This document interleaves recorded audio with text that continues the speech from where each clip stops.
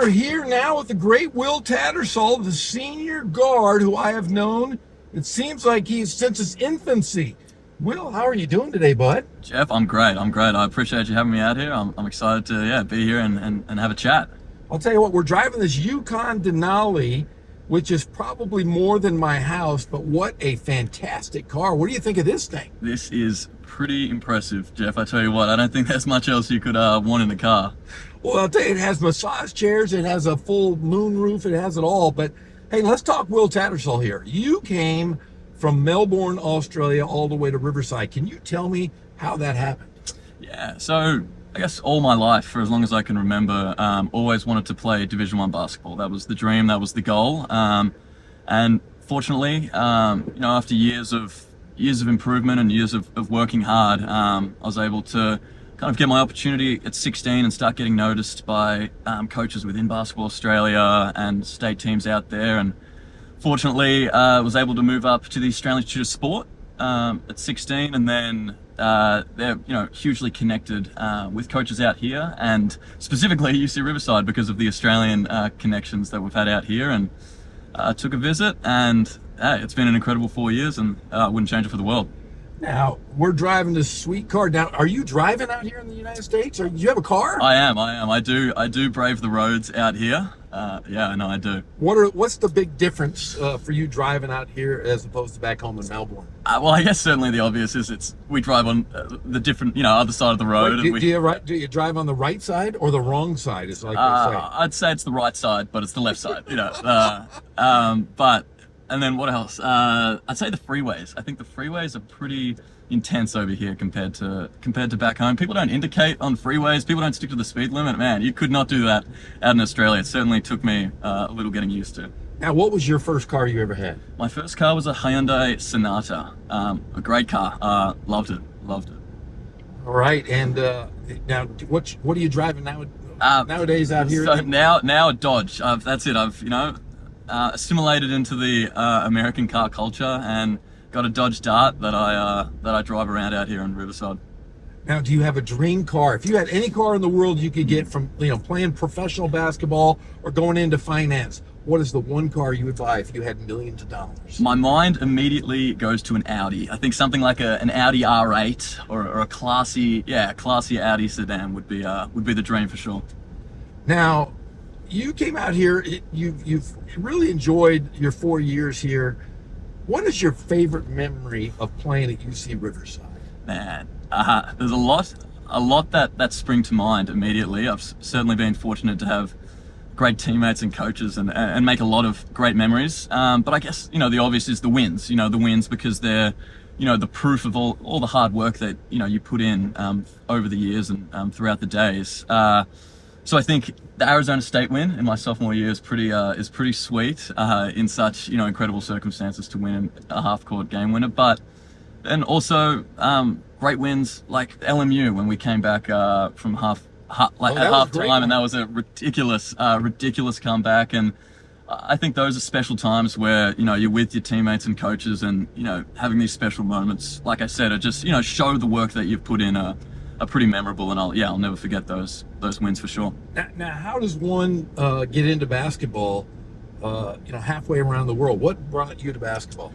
Well, believe it or not, it is pretty popular out there in Australia. We're not too dissimilar to the US. But I played a bunch of sports growing up. My parents were very active and certainly encouraged me to try different sports, but not necessarily push me down one path. And then I think played basketball at a young age, and I feel like the height really helped me, and really, I don't know, kind of created this love for basketball. And still certainly played other sports growing up, but there was never something that, I don't know, gave me the feeling that basketball gives you, that's for sure. Now, what would be your second favorite sport besides basketball? There we go. Australian football. I love Australian football. Yeah, that's it. There we go. Yeah, can you give me the scoring? They go like this. Yeah. Isn't it like this? That's it. They do. They go like this, and you got to kick it.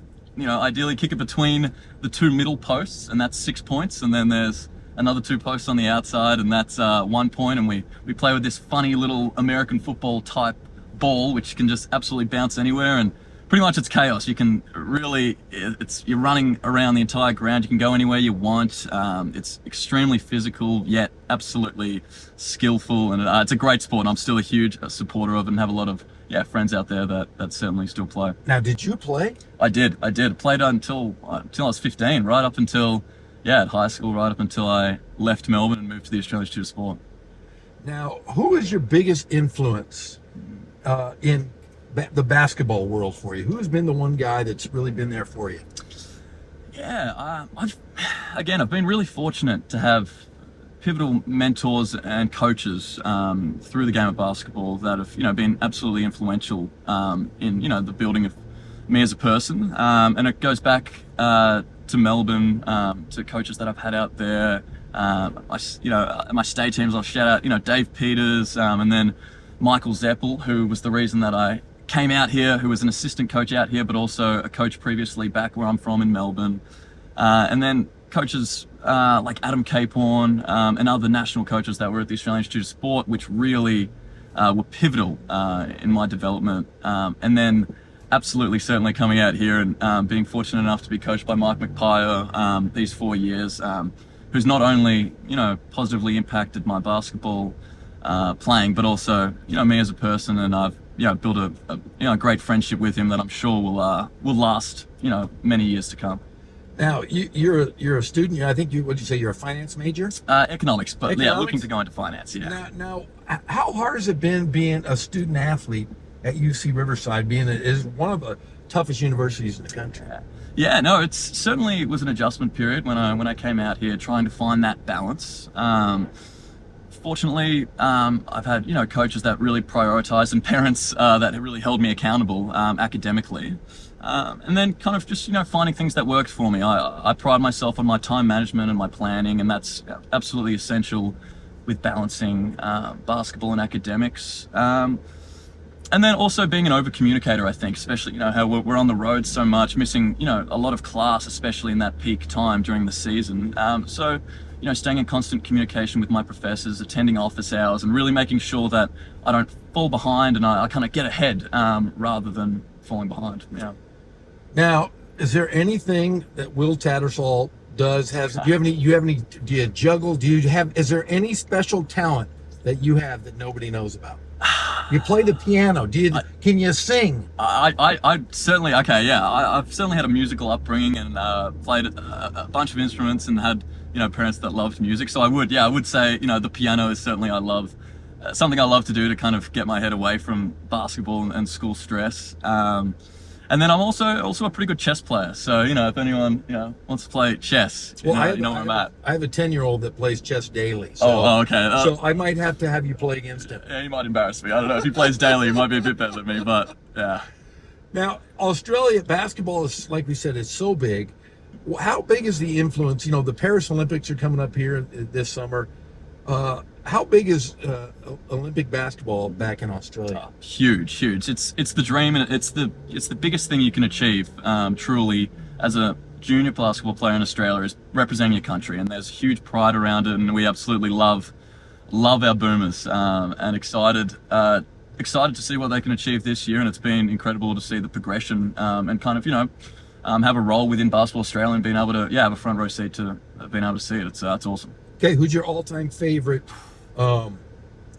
Australian professional basketball player? Okay, I've got to go Paddy Mills. Just his passion for Australia and basketball out there. It's been incredible to see his progression. Like, he has no right to be the the NBA player that he is, just through hard work he's been able to achieve. And then Matthew Dellavedova as well. I've got to shout him out because he's one that truly embodies the Australian spirit of just intensity and effort. And yeah. So my favorite player is Andrew Gaze.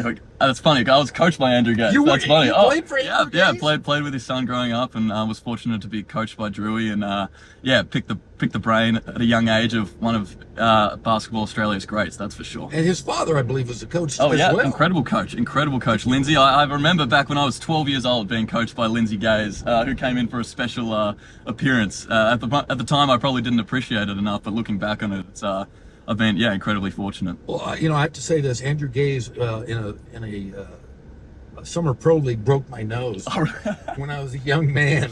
Did you deserve it? Did you say so? Of course I deserved it. Of course I did. But man, he was one of my favorite players of all time to play against, and one of the best scorers ever. Yeah, truly. Another question I have to ask you is, what is next for Will Tattersall? I mean, your playing career might be over. So what's next in line for you to do after UC Riverside? Yeah, so studying economics here, and I'll graduate at the end of this quarter, and then looking to go into corporate finance. Hopefully, a graduate financial analyst position would be ideal. And then in terms of where, I'm not exactly sure whether I'm going to stay out here or move back to Australia just yet.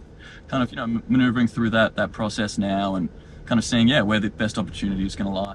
Now, what is your favorite thing about the United States, and what's your favorite thing about UC, or your favorite thing about being out here in California? Yeah, I love the weather. Certainly in Southern California, much better weather than back in Melbourne, in my opinion. Just because I love the heat, and especially the mornings and the evenings when there's just that balmy heat is peaceful, and I love it. And then what else? The food's very different. Food's very over the top out here, I'd say. But exciting. I tell you what, I love the fast food options that are out here compared back to Australia. I'm certainly a Chick-fil-A guy, and that's something I'll miss if I move back out to Australia. Well, are you a Vegemite guy? Absolutely. You know what? I had a chance to play out in Australia, and I never got the Vegemite thing. Did you try it though? I've tried it. Yeah. I bought it for my children. That's it. I feel like you've got to grow up with it. I feel, and you've got to know how to tame it. You've got to put it with a bit of butter on a nice, warm piece of toast, and that's the best way to have it. I feel like a lot of people out here try and eat it like it's chocolate for the first time, and no wonder they spit it out. Yeah. Okay, so what's your favorite movie of all time? Good Will Hunting. Good Will Hunting. Hunting. So you're not into like the sci-fi, and you're not like a Star Wars or a Star Trek guy or anything? Not that I'm not into it. Good Will Hunting. It's just an incredible movie, and no, I love it. I actually, to be completely honest, I didn't grow up with Star Wars, so I'm not a huge. I know. I grew up with Harry Potter. I don't know. I blame that on my parents. So I feel like if I grew up with it, I'd have a deeper appreciation for Star Wars. But still, I still like it. But wouldn't. Yeah. Okay, if you were in the Harry Potter universe, what would be your house? Hey, I'd like to say Gryffindor, right? Gryffindor? Certainly. I'm like a Slytherin. You're a guy. Slytherin, yeah. All right, Will Tattersall, it's been wonderful having you. I'll tell you, I've enjoyed watching you play for the last 4 years. You and I have been close, and we wish you nothing but success, and we've really enjoyed having you on the show today. I really appreciate it, Jeff, and thank you for everything you do for UCR basketball, and I can't wait to see what's next for the program, and thanks for having me. Well, he is the great Will Tattersall, one of the best ever to lace him up here at UC Riverside. Like I said, I have been a part of UC Riverside for 50 plus years. You're one of my all-time favorites, and I wish you the best of luck. I appreciate you. Thank you, my man. All right, he is Will Tattersall. We're driving around in this Yukon Denali from the Moss Brothers Auto Group. Make sure you go out and check out whatever they have. Check out and buy this car. It's beautiful. Wonderful. We're going to see you next time on Cruising with the Highlanders.